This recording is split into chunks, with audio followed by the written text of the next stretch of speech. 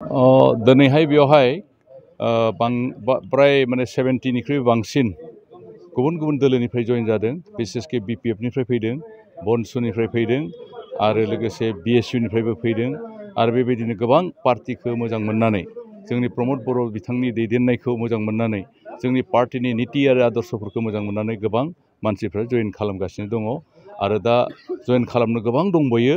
हयथ' बे सप्तासेसे बा सप्तानैनि गेजेरजों प्राय 2000-3000 मानसिया जइन जाबावगोन।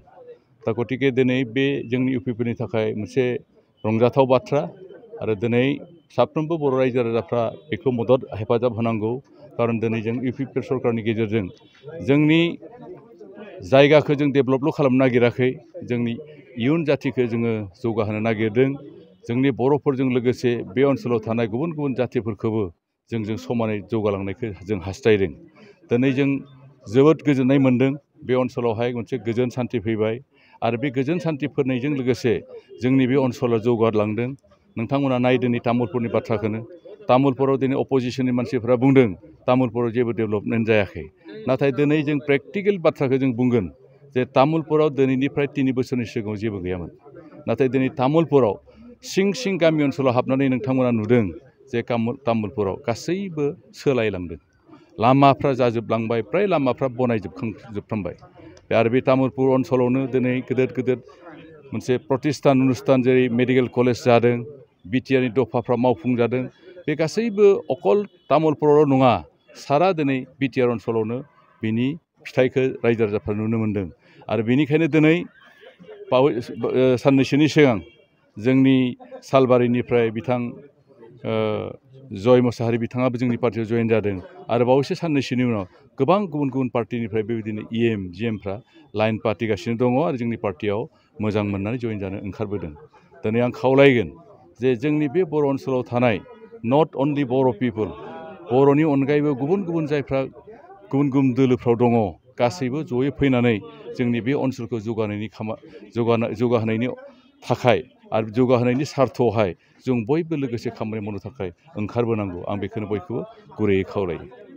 बिथांमोना दिनै हयथ' गयबारियावहाय गुबुन पार्टियाव हाबलांनायखौ जों सानैसो माथोखौ जों खोनादों। आं अबयसे बे समाव आं बे गयबारि ओनसोलाव गैयामोन, नाथाय बर्थमान आं गयबारि ओनसोलाव दङ। बे किसुमान बेक्तिगत कारनाव हयथ' बिथांमोना थांदों, खिन्थु पार्टिखौ गाज्रि मोननानै थांनायनि बाथ्राखौ आं मिथिया। नाथाय दिनै पार्टिखौ गाज्रि मोननांगौनि खुनु कारन गैया। हयथ' बिथांमोना बेक्तिगत कारनावहाय गावसोरनि गेजेराव बेक्तिगत भाबे गोरोबलायनो हायि मोनसे किसुमान जाथायफोरखौ लानानै हयथ' बिथांमोना ओंखारलांनो हागौ। नाथाय दिनै सासे थांनायनि कारनाव सासे ओंखारलांदोंब्लाबो नाथाय गोबां रायजो राजाफ्रा दिनै ओंखारबोदों। बेयावथ' फैबाय थानाय एसेमब्लि जिथुनिखि बिसायख'थि, जिथुनिखि एमपि बिसायख'थि, बेयावथ' हिसाब लाथ्रावलायनो हायि जागोन। खारन बेवहाय खुनु कम्पिटिसन गैया। बेयाव जोंनि बे बिजेपि, इउपिपिएल आरो जिएसपि, एजिपि बे पार्टिनि जि बिजाथि जोंनि दरं आरो मंगलदै, बेयावथ' जोंनि केन्डिडेटआनो देरहागोन। बेयाव दिनै बिजाथि अपोजिसन हिसाबै बिपिएफनिफ्राय दुर्गा दास बर' बिथांखौ होदों, बिथांमोना बेयाव देरहानाय नङा आरो बिसोर जोंनो फेर फाथिनो हानाय नङा। बेयाव जोंनि थाखाय खुनु मोनसे चेलेन्ज थानाय नङा इउपिपिनि थाखाय। बेयाव जों देरहागोन। आरो क'क्राझाराव जोंहा जयन्त बसुमतारी बिथाङा दङ, बिथाङाबो थारैनो देरहागोन आरो क'क्राझारनिफ्राय जोंनि इउपिपिएलआनो देरहागोन। बेवहाय गुबुन पार्टिया बेयाव जायगा मोननाय नङा। नोंथांमोना गावबा गावनि गथ'खौ सासे राफोद गेलेगिरि खालामनो गोसो दं नामा? रायजोआरि, हादरारि, हादर गेजेर थाखोसिम गेलेगिरि खालामनो गोसो दंब्ला नोंथाङा गोबाव दा खालामसै। सासे राफोद रोंखा-राखा गेलेगिरि खालामनो थाखाय नोंथाङा जानजि खाफ्रादो आरो मुं थिसनहैदो।